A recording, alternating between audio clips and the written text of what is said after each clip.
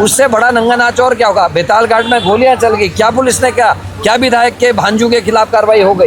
इतने सीनियर विधायक, इतने सीनियर मंत्री, उनको बैठना पड़ रहा है सड़क पर, तो सोचिए कानून व्यवस्था क्या है। झूठ जो उन्होंने 11 साल तक बोले, इस देश की पूरी हिंदू मुस्लिम संस्कृति नष्ट कर दी।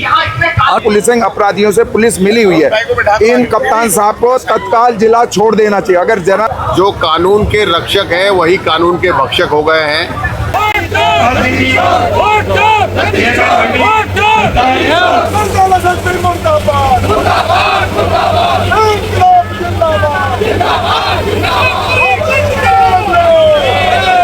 भर्ती घोटालों में हाकम सिंह इनके मुख्य आरोपी जो हैं वो जिला पंचायत के सदस्य बीजेपी के, और पटवारी पेपर लीक में इनका मंडल अध्यक्ष मंगलौर हरिद्वार का मुख्य आरोपी। तो ये दिखाता है कि किस तर्ज पे चल रहा है। और पंचायत चुनाव में जिस तरीके से नैनीताल में हुआ और पुलिस की देखरेख में हुआ, उससे बड़ा नंगा नाच और क्या होगा। बेताल घाट में गोलियां चल गई, क्या पुलिस ने क्या विधायक के भांजू के खिलाफ कार्रवाई हो गई। उसके अलावा दौराहाट में देख लीजिए, कांग्रेस की बीटीसी मेंबर जो 2 बहनें थी, उनके पतियों का अपहरण होता है, पुलिस जबरदस्ती लिखवा लेती है, वो घूमने गए थे। उसके बाद वो महिलाओं के प्रति जो के पक्ष में जो रिपोर्ट लिखाने के, उनके बाद 307 जैसी धाराएं लगा दी गई। तो ये साफ दिखाता है कि पुलिस किस तरीके से धामी के आगे घुटने टेक के काम कर रही है, कानून का पालन नहीं हो रहा है। और आज हल्द्वानी में सुमित हृदय जी और हमारे अन्य विधायक गणों के देखरेख में धरना हो रहा है। हम सब लोग सम्मिलित और एकजुट होकर राज्य के हित में, लोगों के हित में काम करें। झूठ ज़्यादा दिन नहीं चलता, लोगों में अब चर्चा होने लगी है। वोट चोर गद्दी चोर का नारा गली गली मोहल्ले मोहल्ले, पान की दुकान में जाओगे वहाँ भी लोग कह रहे हैं वोट चोर गद्दी चोर। तो यहाँ तो वोट चोरी के अलावा बेटी चोरी, पेपर चोरी, भर्ती चोरी, सभी कुछ चोरी हो रही है और लोग समझ रहे हैं। समाज की चीख पुकार है, उनका दर्द है। हल्द्वानी वासियों को, नैनीताल वासियों को जो झेलना पड़ा है और देखना पड़ा है, हमने नहीं सोचा था इस जीवन में हम देखेंगे और झेलेंगे। आपकी पुलिस के सामने 5 जिला पंचायत सदस्य का अपहरण हुआ, आपकी पुलिस मूक दर्शक बनकर बैठी रही। यहाँ हत्याएं हो रही हैं, लगातार गैंग कल्चर का प्रचलन हो रहा है। अरे भाई, कौन सफेद पोश है यहाँ भारतीय जनता पार्टी के जो इन गैंगों को संरक्षण दे रहे हैं। और उन बच्चों से मैं कहना चाहता हूँ, आप समझिए कि आपका इस्तेमाल कर रहे, यूज एंड थ्रो करेंगे। आपके अड़ोस पड़ोस के जो बच्चे हैं पढ़ाई लिखाई करके अपने करियर पे फोकस कर रहे हैं और यहाँ पे गैंग कल्चर को प्रमोट कर रहे हैं। गश्त लगा रहे, जिस दिन से कांग्रेस ने आह्वान करा इस धरने का, रात से गश्त लगनी शुरू हो गई। अरे कांग्रेस तो हर दिन धरना करने को तैयार है, आप अपनी पुलिसिंग तो करिए। पुलिसिंग का अंग्रेजी में हिंदी में जो अनुवाद है उसका ये मतलब पुलिस का कार्य करना। अपनी पुलिसिंग रेगुलर करिए, ये दिखावे के लिए नहीं होता है काम। लोग समझ चुके हैं आपको और आपकी सरकार को। जी क्या कहना चाहेंगे कि भाजपा के कार्यकर्ता, उनको भी मतलब जो यहाँ के कप्तान है वो तक उत्पीड़ित है और फिर भी वो यहाँ से, अगर माननीय बंशीधर भगत जी को बीच सड़क पर बैठना पड़ रहा है हल्द्वानी की, तो कानून व्यवस्था इस प्रदेश में कैसी है, इनसे बड़ा आपने नहीं देखा होगा। वहाँ बैठे भी हो, उन्होंने जो बातें बोली, क्या बोल रहे थे, क्या बना रहे हो, मैं बोल नहीं सकता कैमरे में, कुछ बोला था ना उन्होंने, कुछ बना रहे हैं, वो बना रहे हैं लोग हमें। लेकिन उसके बाद बैकफुट पे भी तो अब फोन जब आएंगे देहरादून से, दिल्ली से, लेकिन असलियत तो आई गई ना सामने। अरे एक विधायक, इतने सीनियर विधायक, इतने सीनियर मंत्री, उनको बैठना पड़ रहा है सड़क पर, तो सोचिए कानून व्यवस्था क्या है। दबा है, कानून बिल्कुल ध्वस्त हो चुकी है कानून व्यवस्था।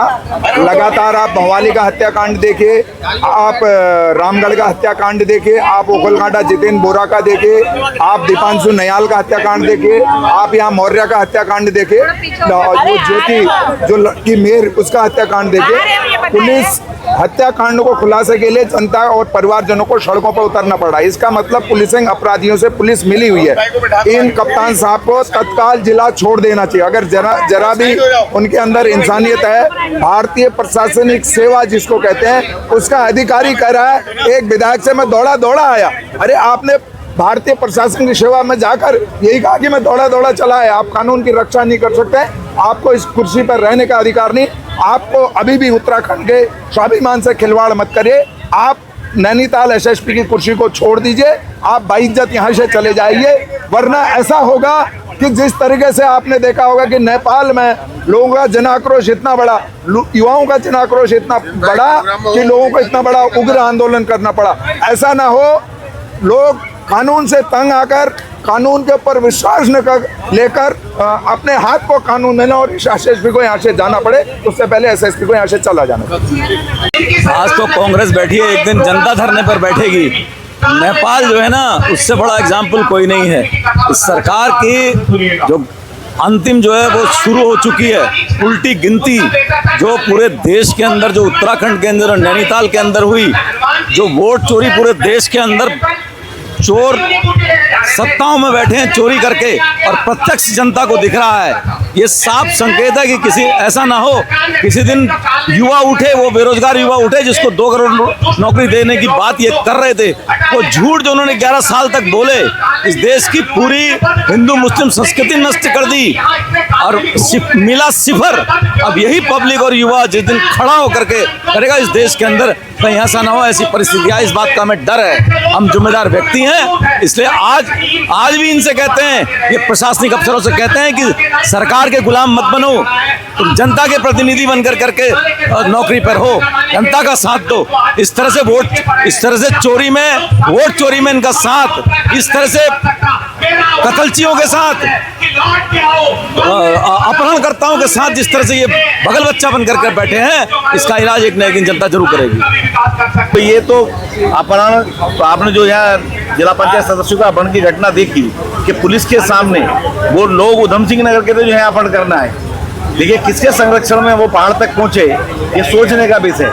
ये केवल सफेद पोस्ट का संरक्षण प्राप्त है पुलिस को, और पुलिस को खुली छूट लूट की दे रखी है। पुलिस केवल एक ही काम पे, या तो खनन के नाम पर वसूली हो रही है या लूट और खसोट के नाम पर वसूली हो रही है। उनका एक ही मकसद रह गया है, लूट करो लूट करो। जो कानून के रक्षक हैं वही कानून के भक्षक हो गए हैं। हमारे प्रदेश में बलात्कार, लूट, हत्या, चोरी, डकैती जैसी घटनाएं लगातार बढ़ती जा रही है और सरकार आंख बंद कर कर बैठी हुई है। मैं बात करूं हल्द्वानी बनफूलपुरा की घटना की, तो उसमें 9 लोगों की जान चली गई और जो है 100 से ज़्यादा लोगों के ऊपर मुकदमे हुए जो अभी भी जेल में हैं।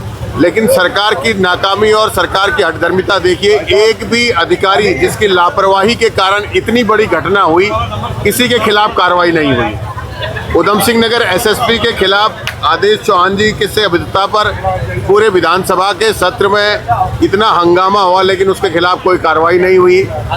महामहिम राष्ट्रपति के काफिले से 500 मीटर दूर देहरादून में एक सोने की दुकान में लूट हो जाती है जिसकी आज तक जिसका खुलासा नहीं हुआ। हरिद्वार में दिन दहाड़े सुनार की दुकान को लूट लिया जाता है जिसका आज तक खुलासा नहीं हुआ। पंचायत के चुनाव में जो एविडेंस भी है, वीडियो रिकॉर्डिंग भी है और माननीय उच्च न्यायालय के हमारे चीफ जस्टिस महोदय ने भी कहा कि कानून व्यवस्था लचर है, लेकिन उसके बावजूद भी जो है एसएसपी के खिलाफ कोई कार्रवाई नहीं करी गई। तो मेरा ये कहना है कि भाजपा की सरकार में अधिकारी रिचार्ज कर कर अपने पदों पर बैठे हुए हैं। एक छोटे से अधिकारी से लेकर एक बड़े अधिकारी तक वसूली की जा रही है, सबका महीना तय है। सरकार आकंठ गले तक भ्रष्टाचार में डूबी हुई है और उत्तराखंड के आम जनमानस इस बात को जानता है। हर व्यक्ति के मुंह पर यह बात है कि ऐसी लूट आज तक नहीं देखी गई और सरकार जो है पुलिस के साथ मिलकर गुंडागर्दी का माहौल बना रही है, देश में अराजकता फैला रही है, प्रदेश में अराजकता फैला रही है। ये साफ देखने को मिल रहा है और उत्तराखंड की जनता 2027 का इंतजार कर रही है कि भारतीय जनता पार्टी की विदाई की जाए।